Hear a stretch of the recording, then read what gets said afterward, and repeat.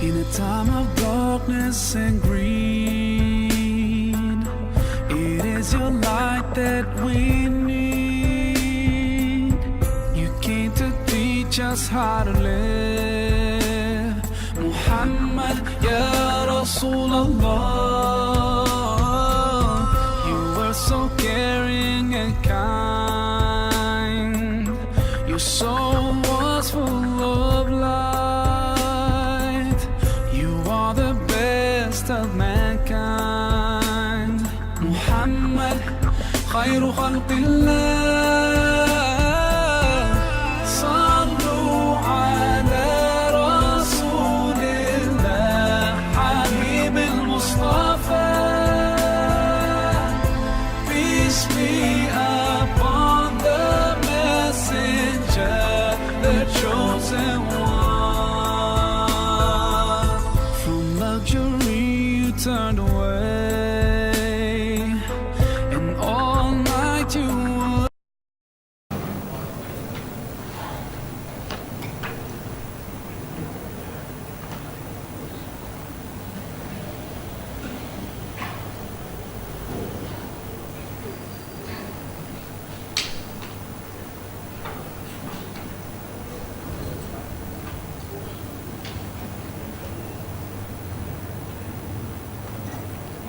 Muka surat 643. Auzubillahi minasyaitanir. Bismillahirrahmanirrahim. Assalamualaikum warahmatullahi wabarakatuh. Muhammad bin Ka'ab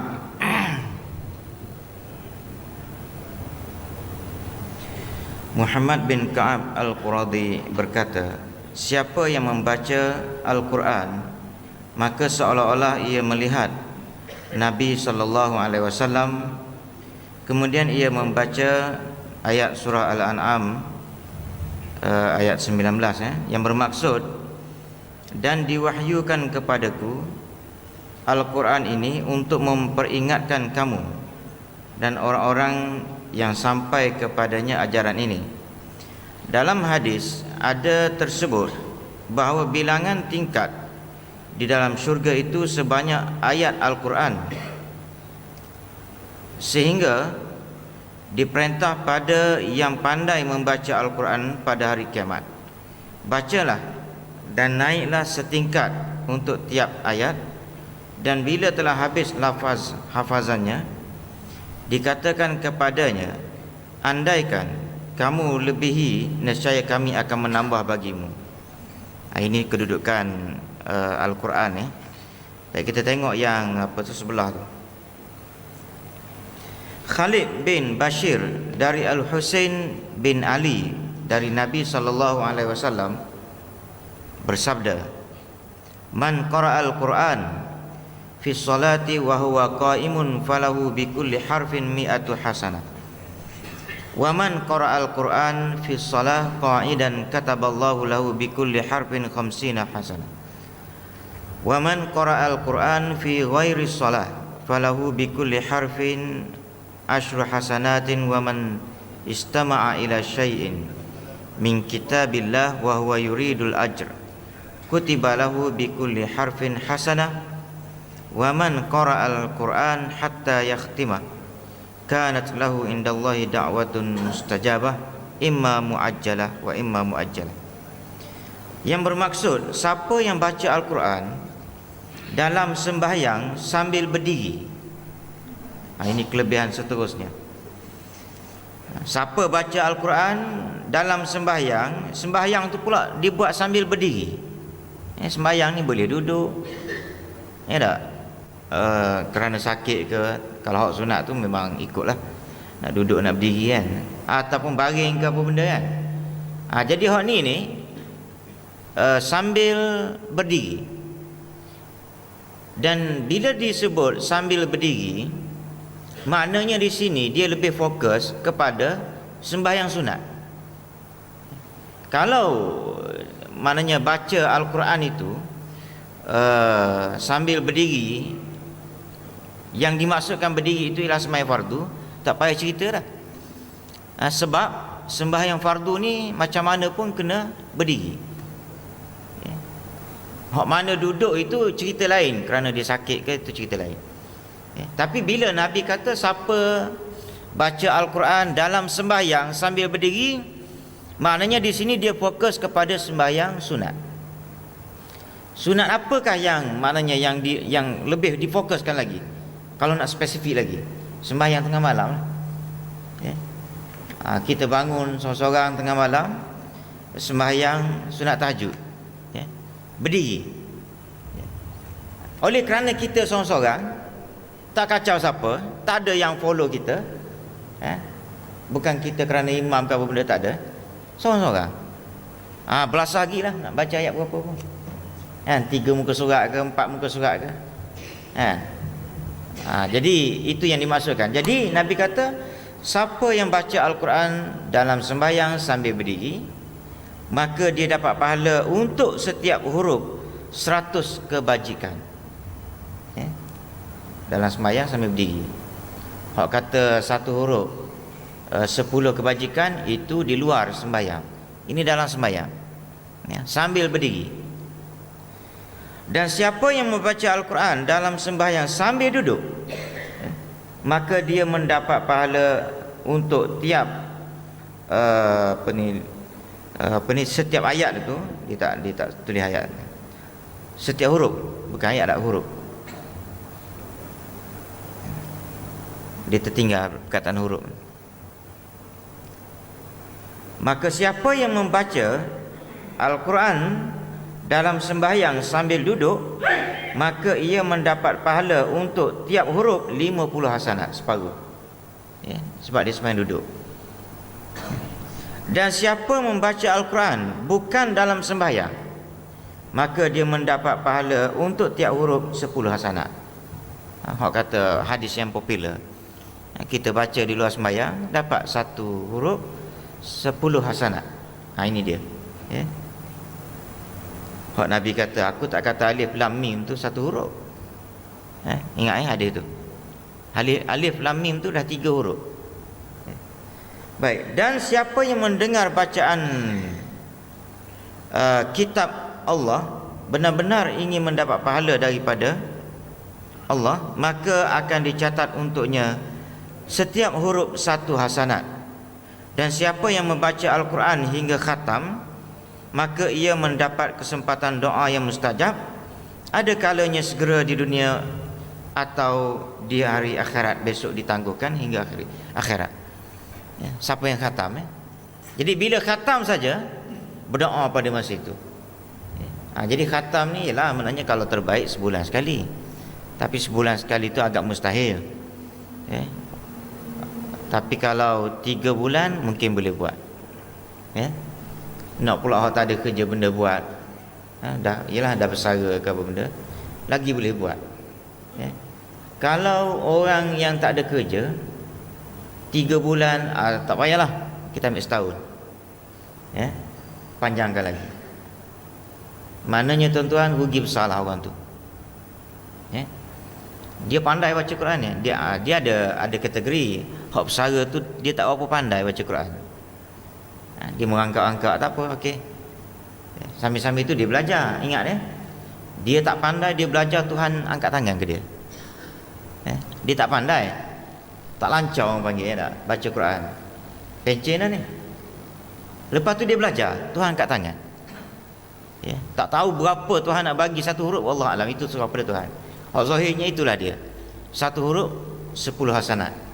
Tetapi mungkin dengan taubat dia, lepas tu dengan dia tak ada kerjanya, lepas tu dia belajar dengan ustaz pula, merangkak-rangkak pun dia belajar sampai ke mati, Tuhan akan respect pada orang ni. Tetapi kalau sekiranya dia belajar baca Quran ataupun tak baca, belajar tak ada, umur dah penghujung, belajar tak ada, maka Tuhan cukup menyampah orang macam ni. Apa sebab lagi kamu tak belajar, tak nak baca Quran? Satu hari tak ada agenda aktiviti baca Quran. So khabar boleh mengeja, dengan speknya dah kabur, mengeja satu-satu. Boleh pula mengeja mengangkat-angkat, tapi Quran tak boleh.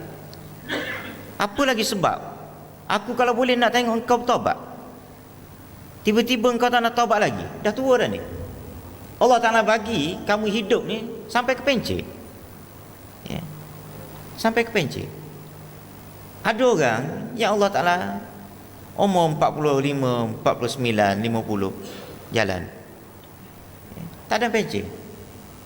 Mungkin dia pun dah target, dia kata pencet ni aku nak fokus ke amalan dan juga ibadat aku. Tapi tak ada pencet. Jadi dia buatlah sekadar yang termampu, sesuai dengan dia tengah cari makan lagi, anak pun sedang membesar lagi. Kawan saya 2-3 orang dah mati, sama dengan saya. Ya? Itu saya sebut juga. Maknanya mungkin dia dalam pemikiran dia, ialah dia ke saya ke semua sekali, hak mana tengah-tengah makan gaji lagi, tengah kerja cari makan, galak cari makan lagi, duk mikir nak fokus bila pencen. Ya, nak fokus ibadat tu bila pencen. Tetapi bagaimana yang dah pencen ni? Hak semayang satu hal lah. Ni hak baca Quran ni.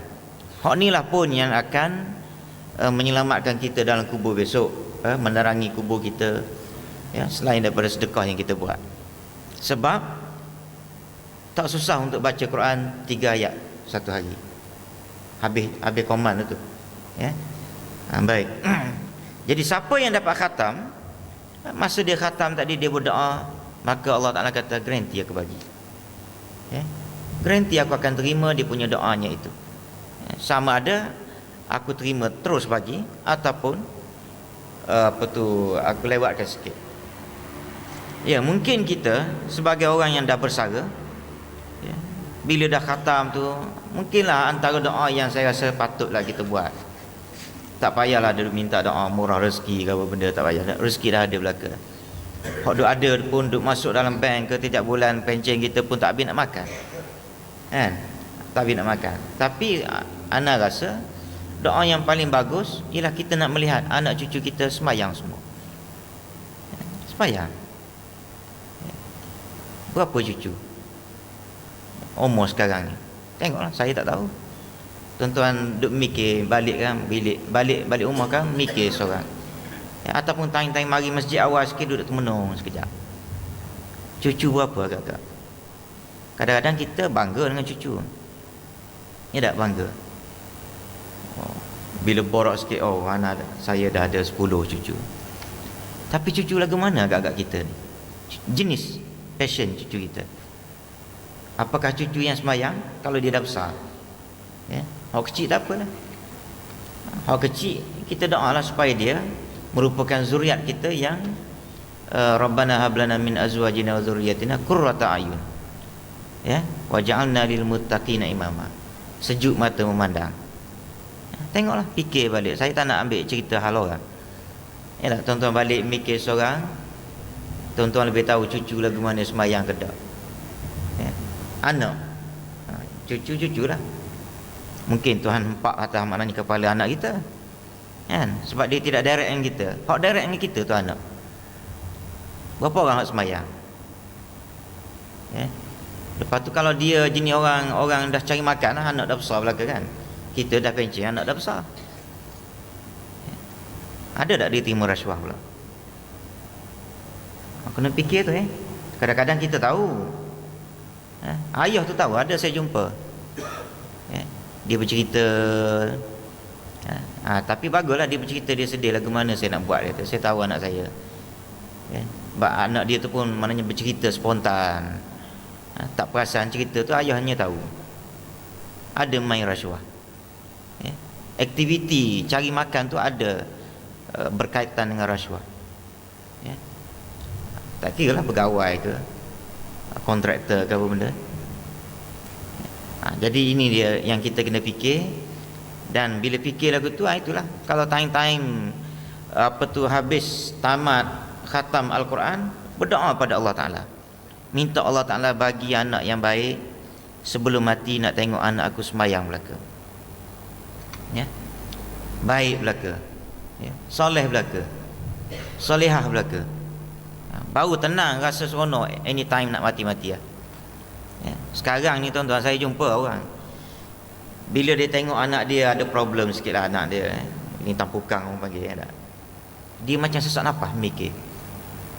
Ya, masa tu dia sesak nafas. Kalau boleh tak nak mati lagi. Dia mikirkan anak. Ada juga yang nak mati cepat. Pasal apa dia? Serabut dengan anak. Ada. Itu dia, bila serabut nak mati cepat itu, serabut dengan perangai anak, dia nak mati cepat kerana apa dia? Dia berputus asa.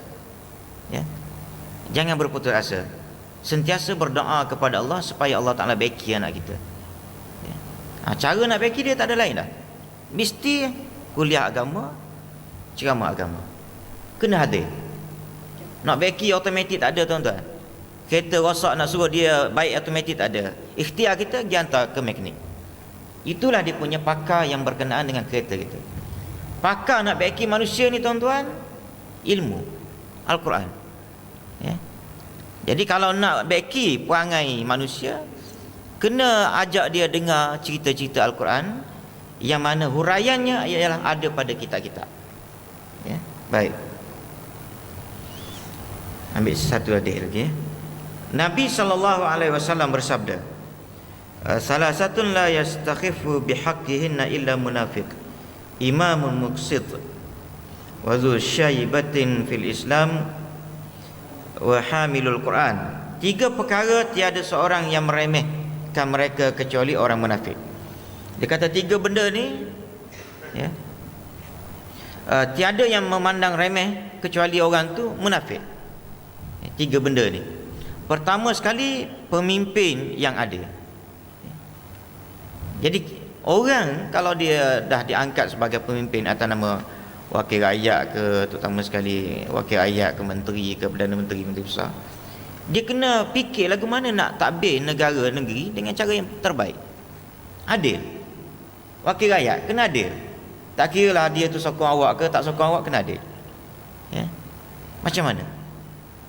Kalau dia rasa tak payah, dia tak undi aku dulu, ya, maka artinya dia telah meremehkan tentang kepimpinan yang adil yang dikehendaki oleh Allah Ta'ala.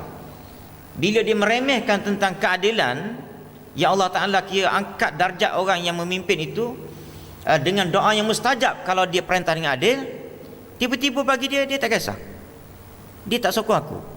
Negeri ini negeri pembangkang contoh, dia tak sokong aku, ya. Segala peruntukan tak ada, cukai aku ambil, minyak aku ambil, royalty tak ada, sebab dia bukan negeri di bawah yang secocok dengan persekutuan dan sebagainya.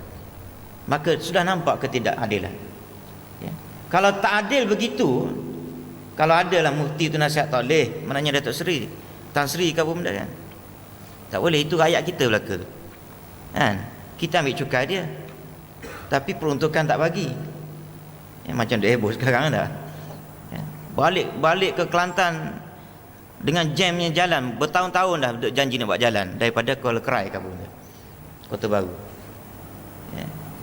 Pasal apa tak buat, ya. Pasal meremehkan keadilan, ya. Itu tugas penasihat agama kena cerita, ya. Mungkin Perdana Menteri dia tak tahu, dia ingat ke tak ada apa buat lagu tu. Penasihat agama tu hak kena, hak bayar gaji bertaraf menteri tu, ya. Mufti-mufti kena cerita. Dah cerita Perdana Menteri tak buat, baru Perdana Menteri tanggung. Maknanya dia telah meremehkan tentang apa yang Allah Ta'ala nak mesti dilakukan oleh satu orang pemimpin, ya. Bila dah meremehkan, maka itu tandanya ada penyakit munafik, ya. Itu dia kata, ya. Baik, nombor 2, orang tua dalam Islam, ya. Yang mana dia hidup dalam Islam tu, dia raikan, dia dah tua, Allah Ta'ala raikan dia hidup sampai ketua, ya. Syaibah, ya, beruban, ya. Bila dah rai kehidupan itu sampai ketua, muliakan dia dengan sampai ketua, nak suruh baiki amalan dia hak muda-muda dulu, tiba-tiba dia buat tak kisah je, ya. Dengan pencen siap, Allah Ta'ala bagi duit terima tiap bulan, anak lagi bagi, kerja tak ada benda nak buat, tetapi masih lagi jauh dengan masjid, ya, tak boleh mari. Maka orang ini ada tanda-tanda munafik. Dia tidak menghormati Tuhan bagi umur dia. Lebih lanjutkan sikit supaya dia bertaubat kepada Allah Ta'ala, supaya dia beki diri dia, supaya bila dia nak mati besok, Allah Ta'ala berkenan, manusia pun berkenan, ya. Mudah je tuan-tuan nak tahu Tuhan berkenan ke tidak kita ni, ya. Kadang-kadang kita duduk satu jiran taman ke sekampung, kita pun kadang-kadang bila orang tu mati, kita pun kadang-kadang hati kita berkata kesian kat dia. Cuma tak cerita panjang hal dia. Tak boleh buka aib orang ke apa benda. Kesian kat dia kerana dia tak mari masjid. Maka kalau manusia pun dah kata kesian ke dia, Tuhan tahulah. Kita tahulah maknanya Tuhan pun menyampah juga kat dia. Kadang-kadang manusia pun menyampah dengan dia, seolah-olah dalam hati kecil. Cuma tak boleh lagu tu. Tapi mari terlintas dalam hati kecil, lebih baik dia tak ada daripada ada. Mungkin anak pun lagu tu juga. Anak mikir kadang-kadang, ataupun jiran ke, bos ke, ataupun pekerja ke, merasakan bahawa daripada dia ada ni, daripada dia ada, lebih baik tak ada daripada ada. Dengan perangai dia. Jadi kalau ada lintasan begitu, maknanya itu menunjukkan orang itu hidupnya tidak ada keberkatan. Allah Ta'ala tidak muliakan kehidupan dia dengan kehidupan yang baik. Ketiga, orang yang mengerti Al-Quran. Jadi siapa yang meremehkan tentang orang yang mengerti tentang Al-Quran, tak? Maka orang itu adalah ada tanda-tanda munafik. Termasuklah maknanya di sini dia disebut maknanya tiga perkara tiada seorang yang meremehkan. Kalau orang tu sendiri meremehkan hasrat nak jadi pemimpin adil, maka dia ada sifat munafik. Orang yang meremehkan pemimpin yang adil pun orang munafik juga. Orang yang meremehkan Al-Quran yang ada dalam diri dia, dia tidak hormati, macam yang kita bincang sebelum ni. Orang yang tidak menghormati ilmu dia. Al-Quran ada dalam diri dia tetapi mengeluarkan pandangan yang karut-marut.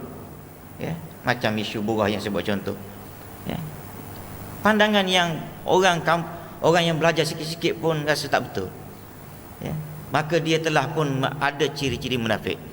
Begitu juga orang yang yang ada ilmu agama dan dia beramal dengan ilmu agama, jadi orang pula pandang hina ke dia, meremehkan dia, maka orang tu pun ada tanda munafik.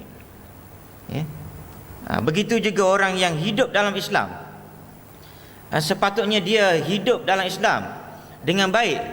Apabila umurnya panjang, dah tua, maka kalau dia meremehkan umur yang panjang yang Allah Ta'ala bagi pada dia tu, maka dia ada tanda munafik. Begitu juga kalau orang tu baik, hidup dia dalam dalam kehidupan dia tu maknanya sampai ketua baik, nampak. Lepas tu ada orang pandang ke dia, pandang ke dia dengan pandangan orang panggil hina, maka orang yang pandang ke dia itu adalah orang yang meremehkan kemuliaan yang ada pada orang itu kerana dia hidup dengan Islam dengan baik. Dan orang yang meremehkan itu adalah orang yang munafik. Jadi benda ni tuan-tuan kita kena jaga selama kita masih lagi hidup. Bila dah mati tu tak ada orang nak buat lah. Kalau nak jadi baik, comel ke, sekarang. Dan tak susah pun nak jadi baik. Nak jadi baik ni tak susah. Cuma pertarungan kita yang jadi susahnya ialah bertarung dengan orang panggil iblis syaitan yang menguasai nafsu kita. Itu je. Nak mari masjid tu, Allah Rabbi, macam yang tuan-tuan tengoklah, lepas subuh tu terus jogging. Kalau dia jogging, mari masjid jogging. Lepas subuh tak apalah, tak nak sembahyang subuh berjemaah tak apa. Lepas sembahyang subuh di rumah tu jogging. Cantik kan? Ataupun bangun awal jalan kaki. Dah rumah 1 kilometer lebih kurang dengan masjid, jalan kaki. Tak apalah niat bukan nak pergi masjid pun, tapi daripada aku duduk round kata riti, baik aku pergi masjid jalan kaki 1 kilometer. Sampai masjid ngangam orang azan, lepas tu sembahyang sunat, lepas tu sembahyang subuh. Lepas tu balik jalan kaki. 2 dapat, jogging dapat, sembahyang subuh pun dapat, berjemaah. Itu comel lah Tapi nak cerita tuan-tuan, ada pertarungan. Tak mari mikir lagu tu, tak mari. Tak mari. Jadi dengan sebab itu, maknanya sebenarnya tak mari mikir lagu tu sebab dia pun tak boleh nak gagahkan diri dia untuk hadir dalam kuliah-kuliah agama, kuliah maghrib ke kuliah subuh yang diadakan di mana-mana masjid. Kalau dia mari, dia mendengar ataupun dia baca tak apa dah. Ya, dalam apa tu, ataupun beli CD ke apa benda dengar dalam kereta, ataupun baca surat khabar hari Sabtu ke hari Ahad, hari Jumaat dia ada ruangan agama, bacalah bahagian tu. Ya. InsyaAllah kadang-kadang baca tu ada tersentuh sikit kot, tersangkut, yang boleh maknanya satu wording, satu ayat yang menyebabkan kita berasa nak berubah perangai. Pasal apa nak berubah? Sebab ilmu tadi. Ilmu boleh dua, baca atau dengar. Ya, baca atau dengar, itu ilmu. Sumber ilmu dia baca atau dengar. Tak boleh mari dengar, baca buku, baca surat khabar. Ya, majalah yang ada ruangan agama tu baca. Ya, baik, saya rasa setakat tu dulu.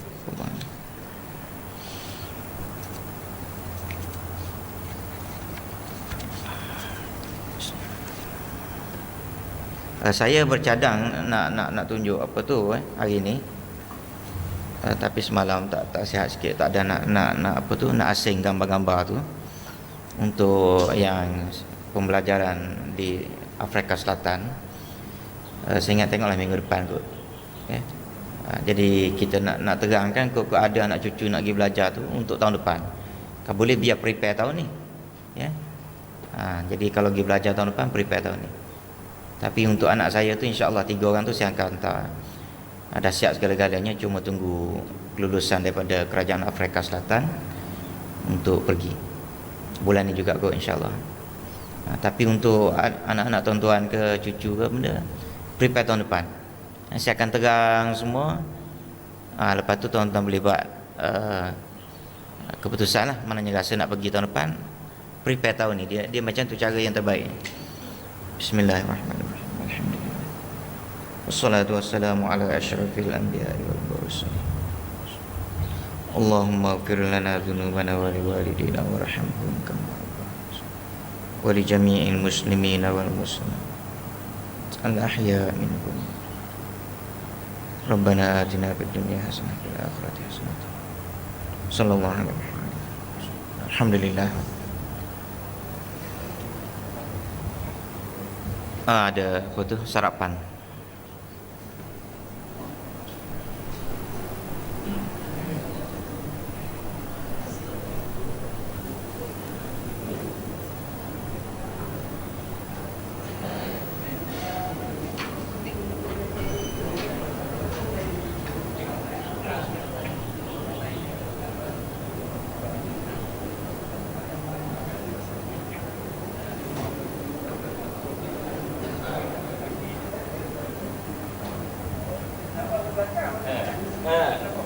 Sini. Gambar dulu, ada tu. Ya, dari sini apa biar tu. Atau sampai sini. Memang. Ada.